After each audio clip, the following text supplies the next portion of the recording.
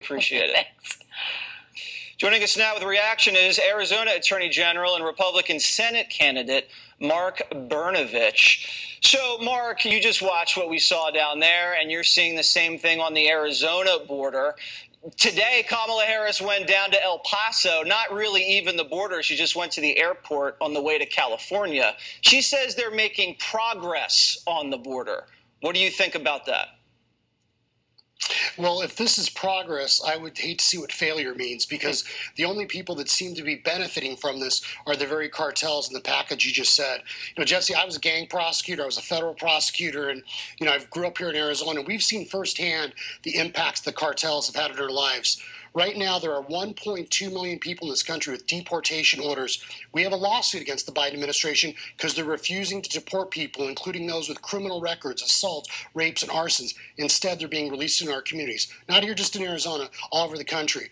We've seen a 300% increase in the amount of fentanyl coming across our border. Fentanyl is 50 times more dangerous than heroin. That's going to pollute not only Arizona, but it's going to pollute this entire nation. Meanwhile, the cartels are enriching themselves, becoming more and more powerful and wealthier.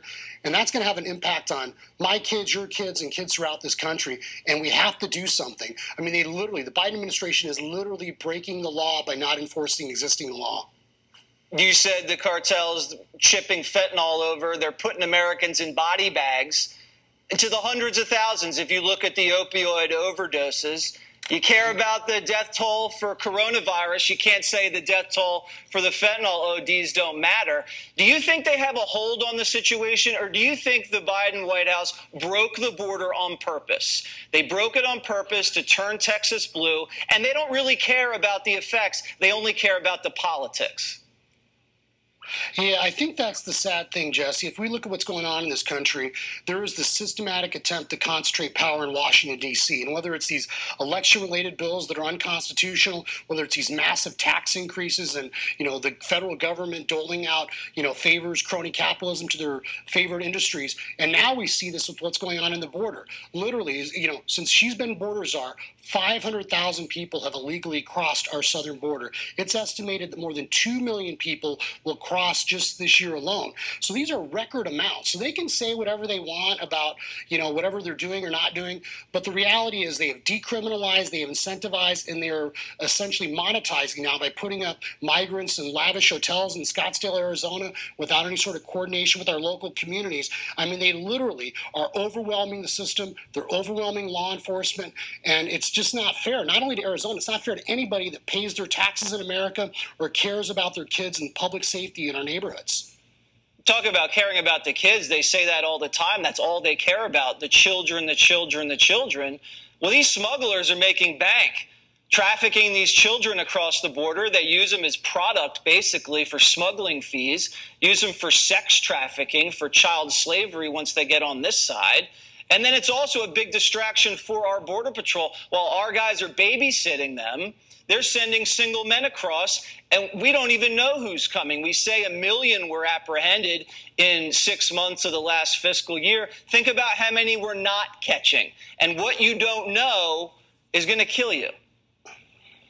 Jesse, we know that there are tens of thousands of gotaways, and that's the term they use with Border Patrol. And we know that literally sometimes you'll have groups, you know, you mentioned the border, Del Rio, Texas, maybe Kamala, that's where she should have gone, to real border ports of entry, gone down to Yuma and see what's really going on. And we know that sometimes there are groups of 80, 100 migrants at a time that are literally giving themselves up. As they do that, the agents have to process them, and then the cartels are literally driving trucks across the border with God knows what, but we know it's dangerous drugs, maybe even arms shipped here into this country. And so it is a danger.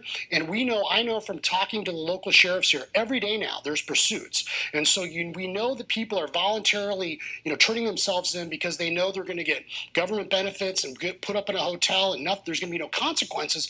So you have to ask yourself, what about these people that are getting in high-speed pursuits or trying to elude the police? What are they up to?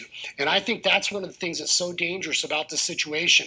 This may be a game or some sort of political power grab by the Democrats, but we are all going to pay the cost, whether you're a Democrat, Republican, or independent, in terms of public safety. And we know that there are literally people being released from custody that ICE is refusing to pick up because of the orders of the Biden administration.